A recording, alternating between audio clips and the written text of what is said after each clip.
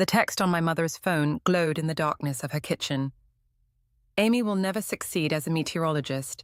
Too emotional, just like her father. Handle this.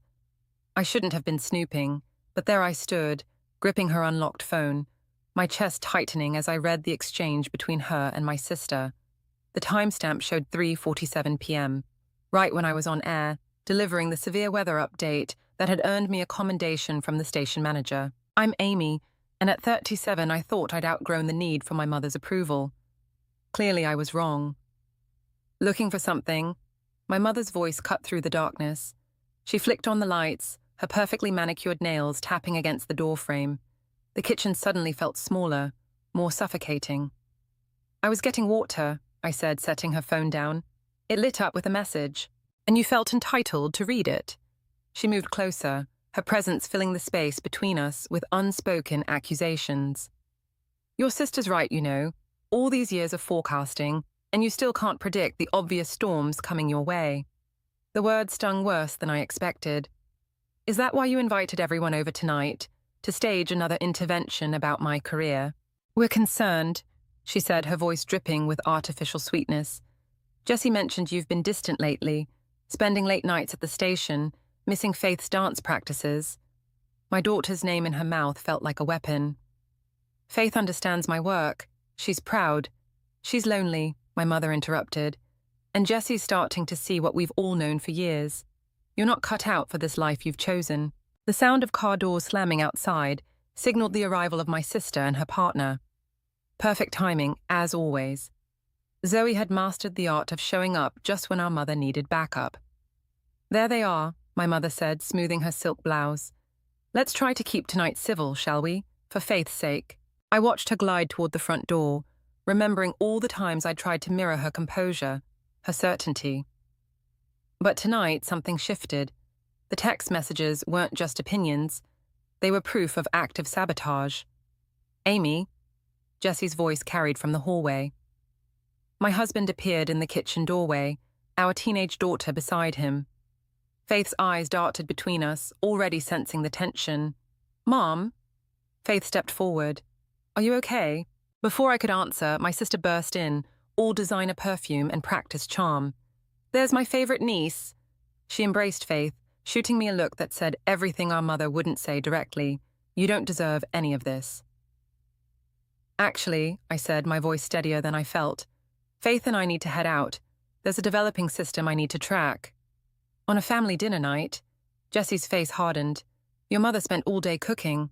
Let her go, my mother said, the victory already clear in her tone. Some people simply aren't equipped for family life. Your father was the same way, always chasing storms instead of staying where he belonged. The mention of my father, who'd died tracking a Category 5 hurricane when I was 12, made something crystallize inside me. I looked at my mother, really looked at her, and saw not the intimidating force of my childhood, but a woman desperate to maintain control. You're right, I said quietly. I am like Dad, and that terrifies you, doesn't it? The room went silent. Faith moved closer to me, her shoulder brushing against mine in quiet solidarity. My sister's smile faltered, and for a moment, I caught a glimpse of uncertainty in her eyes. Come on, Faith, I said, taking my daughter's hand. I'll teach you how to read Doppler patterns tonight. As we walked out, leaving behind my mother's protests and Jessie's confused calls, I heard my phone ping. A message from Roger at the station. Major system developing. Need your eyes on this. Perfect timing. The storm I could handle. The one brewing in my family. That would take more than meteorological expertise to navigate, but for the first time in years, I felt ready for both. The station's break room felt like sanctuary after 3 hours of tracking the developing storm system. I poured coffee into my favorite mug, the one Faith had painted with lightning bolts for Mother's Day, when Rachel appeared in the doorway. That was quite an exit you made last night, my mentor said, settling into the chair across from me. Your mother called the station this morning. The coffee scalded my tongue. What did she want? To express her concerns about your emotional stability. Rachel's fingers traced the edge of her own mug. Funny timing, considering the board just approved your promotion to lead meteorologist. She knows about the promotion. Not yet, but someone's been asking questions around the station. Your sister's partner, Garrett, stopped by yesterday, claiming to be writing a piece on women in meteorology. The pieces clicked into place. My mother's text messages, Garrett's sudden interest in my career, Jesse's distant behavior. It wasn't just criticism anymore. This was orchestrated. I should have seen this coming, I muttered. Like you should have seen your own father's death coming. Rachel's voice was gentle but firm. Amy, I never told you this, but I knew your father. We worked together on his last storm chase. He wasn't reckless or unstable. He was brilliant, just like you. My phone buzzed. A message from Jesse. Family dinner at your mother's. Non-negotiable. Zoe has news.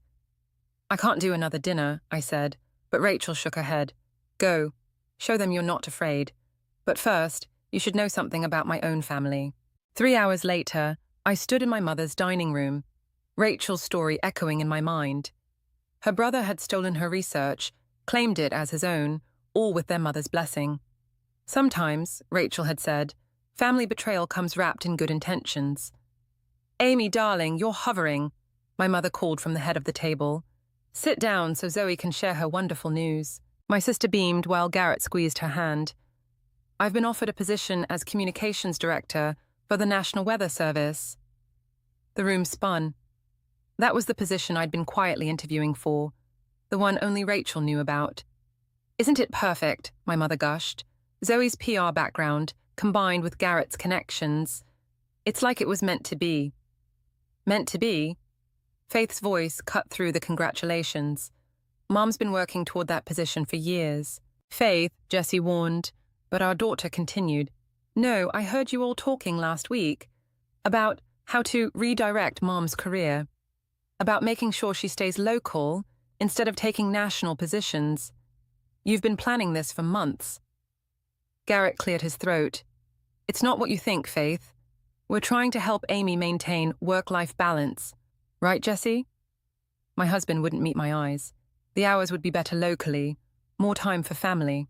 More time to be controlled, you mean? Faith shot back. She turned to my mother. Grandma, tell them about the letters. What letters? I asked, watching colour drain from my mother's face. The ones from Dad, Faith said. The ones Grandma kept hidden. He wasn't chasing that hurricane for glory. He was investigating equipment failures. Equipment from a company Grandma's family owned. Silence crashed over the table. Zoe's champagne glass slipped from her hand, shattering against the hardwood floor. You're confused, dear, my mother said, but her hands trembled. Those letters were personal, private. They were evidence, Faith countered. I found them last week when I was helping you clean the attic. Dad was going to expose the company's negligence. That's why you hate Mom's career so much. It reminds you of what really happened. I stood up slowly, pieces of a decades-old puzzle finally fitting together. That's why you pushed me toward teaching instead of meteorology. Why you fought every promotion, every advancement. You're not worried about my stability. You're worried I'll find out the truth. Amy, my mother began, but I was already moving toward the door. Faith, let's go, I called. But my daughter was ahead of me, car keys in hand. Amy, please. Jesse reached for my arm. We can talk about this. Yes, I said, we can, but not here, not now. As Faith and I drove away, my phone lit up with a message from Rachel. Board meeting tomorrow. Time to take control of your story. The storm I'd been tracking all day was nothing compared to what was coming. But this time, I had something my father never had, the truth, and I knew exactly how to use it. The board meeting ended with unanimous approval of my promotion, but Roger's expression told me something was wrong before he even opened his mouth. Your mother contacted every board member last night, he said, following me into my office. Tried to convince them you were unstable, like your father. I kept arranging papers on my desk, willing my hands to stay steady. Did she mention the equipment failure investigation? No, but Rachel did. Roger closed the door. Amy, there's more. Jesse came by the station earlier, asking about your work schedule for the past 6 months. The papers slipped from my grasp. He's building a case.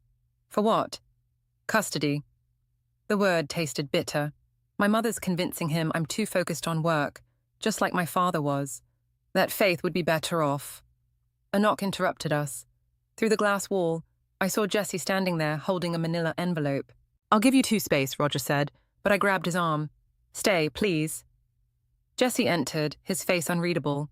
"We need to talk about Faith. About how you're planning to take her away." The words came out sharper than intended. "About how she's been investigating your father's death behind everyone's backs."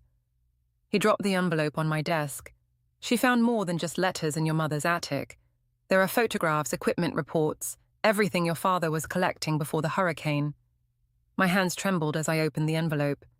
Inside were dozens of photos, damaged weather equipment, falsified safety reports, all bearing my mother's family company logo. "Jesse," I whispered, "did you know about this?" "Not until this morning. Your mother called, hysterical. Faith took copies of everything to a journalist." He sat heavily in the chair across from me. "Amy, she's threatening to destroy your mother's entire family legacy. Our daughter is trying to expose the truth about her grandfather's death," I corrected him. "Where is she now?" "At the house, packing." Jesse wouldn't meet my eyes. "Your mother convinced me it would be best if Faith stayed with her until things calmed down." Roger stepped forward. "That's not your decision to make. Faith is 19. "Stay out of this," Jesse snapped. "This is family business." "Family business?" I laughed, a harsh sound that surprised even me. "Like how you and my mother have been planning to redirect my career, or how Garrett mysteriously landed Zoe that position I was pursuing. We were trying to protect you." Jesse stood up, his composure cracking. "Your father's obsession with exposing that company got him killed. Your mother couldn't bear to see history repeat itself." My phone buzzed, a text from Faith. "Mom, don't let them stop you. I found something else. Meet me at Rachel's." "You're right about one thing," I said, gathering the photos. "This is family business, and it's time to finish what Dad started." "Amy, please." Jesse reached for me. "Think about what this will do to everyone, to us." "I am thinking about us, about Faith, about every family that trusted that equipment." I moved toward the door. "Roger, I need you to pull the archived footage from the hurricane that killed my father." "Already done," he said quietly. "Rachel's been digitizing it all morning." Jesse's face darkened. "You're choosing your career over your family." "Just like he did." "No," I corrected him. "I'm choosing truth over manipulation. Faith figured that out before any of us." As I walked out, my phone buzzed again, this time from my sister. "Amy, wait. There's something you need to know about Garrett's involvement." The elevator doors opened, revealing my mother standing there, her usual composure shattered. "You can't do this," she said, stepping out. "I've spent decades protecting this family." "No, you spent decades protecting yourself, and now Faith might pay the price. Everything I did was for you girls." Her voice echoed through the hallway. "Was it?" I asked quietly. "Or was it to hide your own guilt about Dad's death?" The silence that followed told me everything I needed to know. Behind me, I heard Roger's steady footsteps, felt his quiet support as I walked past my mother into the elevator. "Amy," she called out, desperation cracking her voice. "If you do this, there's no going back." The doors began to close. "I know, Mom. That's the point." Rachel's house felt like neutral territory as I spread the documents across her dining room table.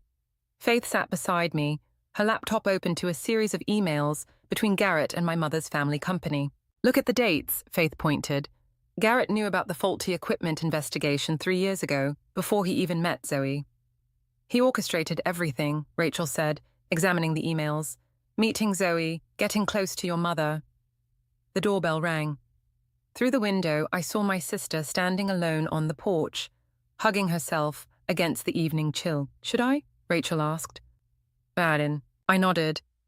Moments later, Zoe entered, her designer confidence stripped away. "Garrett's gone," she said. "He emptied our accounts this morning." "Sit down," I said. "There's something you need to see." As Zoe read through the evidence, her face crumpled.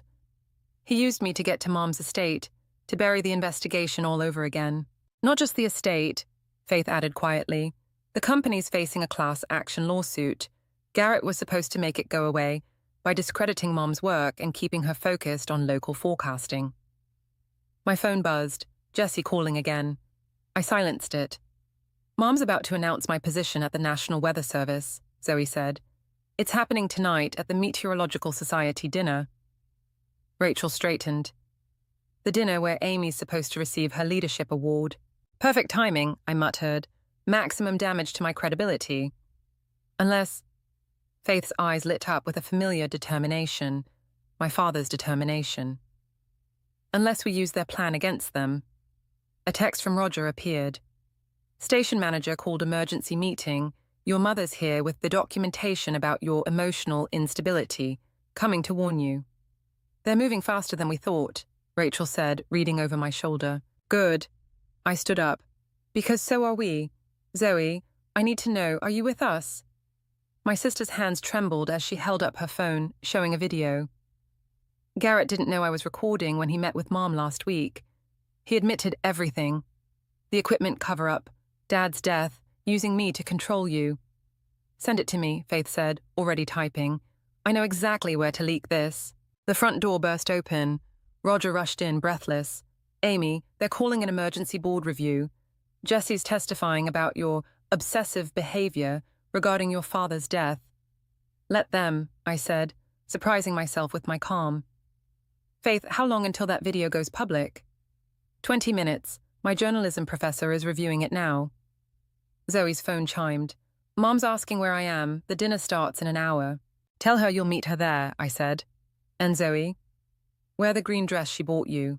She'll never suspect you're not still her perfect daughter. Amy. Roger stepped closer, his voice low. Are you sure about this? Once we start... They started this 25 years ago when they covered up Dad's death. I gathered the documents. Faith, send everything to Rachel's lawyer. Roger, I need you to do one more thing. Anything. Get me Dad's final weather report, the one they buried. It's time to forecast a different kind of storm. My phone lit up with a text from my mother. Last chance, Amy. Think about Faith's future. Faith read the message over my shoulder and took my hand. Mom, I already am thinking about my future. That's why we have to do this. Zoe stood, straightening her shoulders. I'll drive Faith home to change. We'll meet you at the dinner. As they left, Roger lingered. Your mother has half the Meteorological Society convinced you're unstable. Good, I said, watching Rachel organize the evidence. Because unstable weather patterns are my specialty. And tonight, they're about to see exactly how much damage a perfect storm can do. Rachel handed me a familiar blue dress, the one I'd worn when I received my first broadcasting award. Your father would be proud. No, I said, taking the dress. He would be justified. And soon, he will be. The sun was setting as we prepared to leave, casting long shadows across Rachel's living room. In less than 2 hours, everything would change.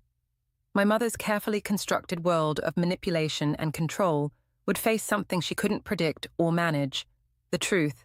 And this time, I had the evidence to prove it. The Meteorological Society dinner buzzed with artificial warmth as I entered, Rachel close behind me.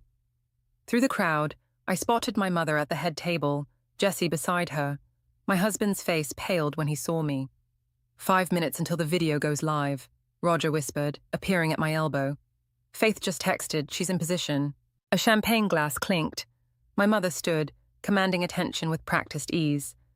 Before we announce our new National Weather Service appointment, I'd like to address some concerning rumors. Right on schedule, Rachel murmured. My daughter Amy has been struggling lately, my mother continued, her voice dripping with manufactured concern. As many of you know, she lost her father to his obsession with weather patterns and equipment safety. Now, she seems to be following the same destructive path. Phones throughout the room began buzzing. The video was live. Mom. Zoe's voice cut through the murmurs. She stood in her perfect green dress, holding up her phone. I think you should watch this. The room fell silent as Garrett's voice filled the space. The equipment failure wasn't an accident. We knew the readings were wrong, but shipping delays would have cost millions. My mother's composure cracked. This is clearly doctored. Like the maintenance reports. Faith emerged from the back, carrying a familiar leather briefcase. The ones in Grandpa's old case that you kept locked in the attic. Jessie stood abruptly. Faith, that's private family property. You mean evidence, I said, finding my voice, of negligence that killed my father and potentially countless others. The room erupted in whispers as Faith opened the briefcase, revealing stacks of documented violations and falsified safety reports. Amy, my mother's voice sharpened, think very carefully about what you're doing. There are consequences. Like having your husband killed, Rachel stepped forward, or manipulating your daughter's marriage, or stealing your other daughter's career opportunities. Jesse moved towards me, his face ashen. I didn't know. About your father, about any of it. Your mother said you were becoming unstable like him. She showed me documents. Forged documents, Roger interrupted, holding up his tablet. Just like the ones she submitted to the station board this morning. The timestamps don't match the metadata. My mother's perfectly manicured nails dug into the tablecloth. Everything I did was to protect this family. To protect you, Amy. Your father's obsession with exposing the company would have destroyed us all. No, Zoe said, moving to stand beside me. You protected yourself, and you used us all to do it. Phones continued buzzing as the story spread. My mother's carefully constructed facade began crumbling in real time. The National Weather Service position, I said quietly. It was never about Zoe's qualifications. You needed someone you could control to bury the ongoing equipment issues. Issues that still exist, Faith added, pulling up current maintenance reports on her laptop. The same patterns Dad found 25 years ago. The room had become uncomfortably quiet. Board members exchanged worried glances. My mother's social circle began edging toward the exits. Amy, Jesse reached for my hand. We can handle this privately. As a family. I stepped back. That's what Mom said when Dad died, when she convinced everyone he was chasing storms instead of exposing corruption, when she used his death to control every aspect of our lives. The company employs hundreds of people, my mother snapped. Would you destroy all those families for revenge? Not revenge, I corrected her. Justice, for Dad, for every meteorologist who relied on faulty equipment, for every forecast that could have saved lives but didn't. Faith moved closer, her father's briefcase still in her hands. The evidence has already been sent to the proper authorities, all of it. My mother's face hardened into something I'd never seen before. Defeat. You've destroyed everything I built. No, Zoe said softly. You did that yourself. With every lie, every manipulation, every time you chose power over family. The room had nearly emptied now, leaving only the core players in this family drama. Jesse stood frozen between his wife and his mother-in-law, the weight of his complicity finally visible on his face. Amy, Roger touched my shoulder. The station wants a statement, and the National Weather Service Board is calling. I looked at my mother, seeing her clearly for the first time. I'll give them one, the full forecast, no matter how severe the storm. The weather conference podium felt like an execution block as I prepared to present my findings. 3 days after the Meteorological Society dinner, my mother's company had launched a full-scale media assault, painting me as an unstable woman obsessed with conspiracy theories about her father's death. 2 minutes, Roger said, adjusting the microphone. The press is here in force. Through the audience, I spotted Jesse sitting beside Faith. My husband hadn't spoken to me since the dinner, but our daughter's unwavering support had kept him from completely disappearing. Amy, Rachel appeared with a tablet. They're running the story now. Your mother's interview is live. On screen, my mother sat perfectly composed in her home office. My daughter's mental health has been a family concern for years. Her father's death traumatized her, creating delusions about equipment failures and corporate cover-ups. She's good, Zoe whispered, appearing beside me. She's making it personal, not professional. Harder to disprove. The conference moderator stepped up. Due to recent controversies, we'll be extending the Q&A portion of Dr. Amy. Actually, my mother's voice cut through the hall as she strode in. I believe I have speaking rights as a major equipment manufacturer's representative. The room erupted in whispers. I gripped the podium harder. Mom, Faith called out. You can't. I can and will, my mother interrupted. As I have documentation proving these equipment failure allegations were investigated and dismissed years ago. She produced a familiar-looking folder, identical to the one in my father's briefcase. Those are forgeries, I said, but my voice shook. Are they? My mother's smile was razor-sharp. Or are these the originals and yours the forgeries? The authorities might be interested in knowing how you acquired your supposed evidence. The whispers grew louder. I saw doubt creeping into faces that had supported me days ago. The metadata, Roger began, but my mother cut him off, can be manipulated, as any technical expert will confirm. Just like weather patterns can be misinterpreted by someone desperate to prove their point. Jessie stood up. Amy, maybe we should listen to your husband, my mother said, before you destroy what's left of your career, and his. What does that mean? Faith demanded. My mother's smile widened. Your father's law firm represents several major meteorological equipment manufacturers.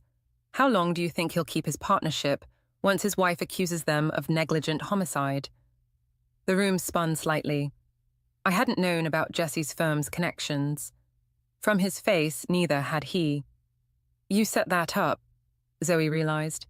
You recommended Jesse's firm to those clients. I protected this family, my mother said, like I always have, even from themselves. Rachel stepped forward. I was there when your husband died. You saw what grief and guilt made you see, my mother cut in, just like Amy sees conspiracies instead of accepting that her father made a fatal mistake. The moderator cleared his throat. Perhaps we should take a brief recess. No, I said, stronger now. I have evidence. Fabricated by a grieving daughter. My mother turned to the audience. Ask yourselves, what's more likely, a decades-long corporate conspiracy, or a traumatized woman unable to accept her father's tragic error in judgment? Phones began buzzing throughout the room. Breaking news alerts flashed. Equipment company cleared in historic investigation. Questions raised about recent allegations. How? I whispered. I had 25 years to prepare for this moment, my mother said quietly. Did you really think I wouldn't be ready? Faith rushed to the podium, gripping my arm. Mom, we have the truth. We have pain, my mother corrected, and it's time to let it heal, properly this time. The room had grown unbearably quiet. Jessie wouldn't meet my eyes. Roger stood frozen by the technical booth. Even Rachel looked uncertain. Amy, my mother's voice softened to that familiar, controlling tone. Come home. Let's handle this as a family. For a moment, I was 12 again, being told my father's death was a simple accident, being shaped into someone who wouldn't ask dangerous questions. Then I saw Faith's face, my father's determination reflected in her eyes, and I remembered why I'd started this fight. No, I said, reaching for the presentation remote. I'm done letting you decide what truth this family can handle. But as I clicked the button, the screen remained dark. The backup drive was gone, and with it, everything we'd gathered. My mother's smile said it all. She'd won. Again. Or had she? The conference hall had emptied except for my mother, still standing triumphant by the podium. Faith and Zoe flanked me like guardians, while Jessie hovered uncertainly near the exit. Your father's original laptop, Roger's voice cut through the silence as he strode in, the one Rachel kept after his death. It just finished uploading 25 years of backed-up data to every major meteorological database in the country. My mother's composure cracked. That's impossible. I destroyed the copy you knew about, Rachel interrupted, entering with a weathered leather bag. But Tom always kept backups, including one he gave me the day before he died. You've had it all this time, I whispered. Rachel nodded, waiting for the right moment, for someone strong enough to finish what he started. It doesn't matter, my mother said, but her voice wavered. No one will believe. The insurance claims. Zoe stepped forward, holding up her phone. The ones Garrett documented before he disappeared. He didn't just empty our accounts, Mom. He copied everything. Every falsified report, every covered-up malfunction. He sent them all to me this morning. Jesse moved closer, his lawyer's instincts finally overriding his loyalty. The firm's clients. They knew. They paid, my mother spat, to protect their investments, to keep this family secure. To buy our silence, Faith corrected, to keep Mom from becoming like Grandpa. I protected you. My mother's careful mask shattered. Your father's crusade would have destroyed everything. Our reputation, our security. My father's crusade, I stepped toward her. Or your father's legacy, the company he built by cutting corners, by sacrificing safety for profit. Her hand trembled as she reached for her phone. One call and every media outlet will run the story of your mental breakdown. Go ahead, Roger said quietly. They're already running a different story. Live feeds from weather stations across the country showing the same equipment malfunctions Tom documented 25 years ago. Still happening, still being covered up. You don't understand what you've done, my mother whispered. the lawsuits, the investigations. We'll finally bring justice, I finished. For Dad, for everyone who trusted those readings. Jessie moved to stand beside Faith. It's over, Cheryl. The firm's already being contacted by families affected by the faulty equipment. Families? My mother laughed bitterly. You think I care about strangers' families? Everything I did was for this family. For you, are you so, Amy, for your future? No, I said softly. Everything you did was for control. Dad threatened that control, so you let him die. I threatened it, so you tried to destroy my career. Zoe challenged it, so you manipulated her relationship. I made you all stronger, she insisted, protected you from your own weaknesses.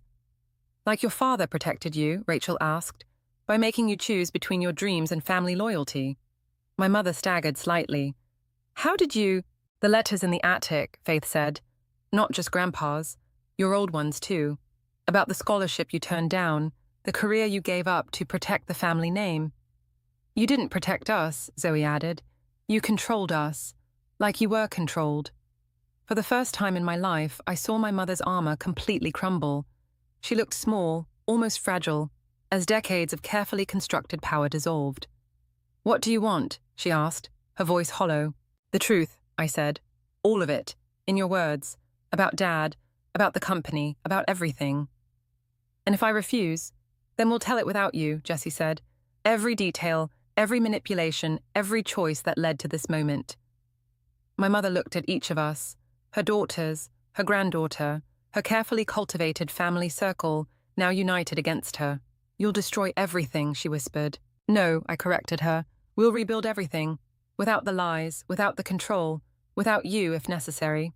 The choice hung in the air between us, redemption or isolation, truth or pride, family or power. My mother straightened her shoulders, a ghost of her old authority returning. You're more like him than I ever wanted to admit. Thank you, I said and meant it. She reached for her phone one last time, but instead of calling her media contacts, she began to type. For the record, she said quietly, this is my official statement. The National Weather Service headquarters felt different as I walked through its doors, my father's restored research tucked under my arm. The investigation had exposed decades of negligence, leading to a complete overhaul of meteorological equipment standards. My mother's confession had made headlines, but it was her private admission, written in trembling handwriting and left on my desk, that finally broke the cycle of control she'd inherited and perpetuated. Ready? Faith appeared beside me, already wearing her intern badge. The National Weather Service's student program had been her idea, a way to honor her grandfather's legacy while forging her own path. Almost. I touched the nameplate on my new office door. Director of Equipment Safety and Standards, a position created in response to the scandal, designed to prevent history from repeating itself. Mom, Faith's voice softened. Grandma's here. My mother stood in the lobby, smaller somehow without her usual armor of perfection. 3 months of investigations and depositions had stripped away more than her social standing. They'd forced her to face the truth about herself. The board meeting starts in 10 minutes, I said. I know. She smoothed her jacket, a nervous gesture I'd never seen before the scandal. I'm here to submit my testimony about your father's findings, and about my father's decisions. Faith touched her grandmother's arm, a small gesture of grace that still surprised me. I'll show you to the conference room. As they walked ahead, Jessie emerged from the elevator. We'd been rebuilding slowly, learning to trust again without my mother's influence, shadowing every interaction. Zoe called, he said. She's starting therapy, trying to understand her part in everything. And you? Taking it day by day. He handed me a familiar leather bag. Rachel thought you should have this, your father's original field kit. The weight of it felt right in my hands. Have you heard from Roger? He accepted that position in Colorado, said something about knowing when to step back gracefully. I nodded, grateful for Roger's quiet understanding of boundaries, both professional and personal. The conference room filled quickly, board members, investigators, and in the back, Rachel, watching with quiet pride as her own journey of justice came full circle through mine. Before we begin, my mother stood, her voice lacking its old authority, but carrying a new kind of strength. I want to address the patterns of control and silence that allowed these issues to persist, starting with what I did to my own family. Faith squeezed my hand as my mother began to speak, not just about the equipment failures or the cover-ups, but about the generational trauma of chosen silence, of sacrificed dreams, of control disguised as protection. We can't change the past, my mother concluded, but we can break its hold on the future. The meeting continued, but I found myself watching Faith take notes, seeing in her the perfect blend of her grandfather's integrity and her own fierce determination to make things right. Later, standing in my new office, I unpacked my father's field kit. Inside, tucked between pages of weather data, I found a note I'd never seen before, written the day before his final storm chase. Amy, my dear, sometimes the most accurate forecast isn't about predicting the weather, but about recognizing the patterns that keep us trapped in storms of our own making. Break the pattern. Love, Dad. A knock at my door revealed Zoe, looking uncertain but determined. The therapy session was enlightening. Mom did to us exactly what her father did to her, but we don't have to continue that legacy. No, I agreed, we don't. Faith appeared with the day's equipment readings, the first truly accurate data in decades. Mom, there's a storm system developing. Want to track it together? I looked at my sister, my daughter, and through the window, my mother sitting alone in the conference room, finally facing the consequences of generational storms. Yes, I said, opening my father's weather journal. Let's track it together, the right way this time. Some patterns were meant to be broken. Others, like the way Faith bent over the data with my father's focused expression, were meant to be honored and passed on. The storm was coming, but this time, we'd face it with truth as our shelter.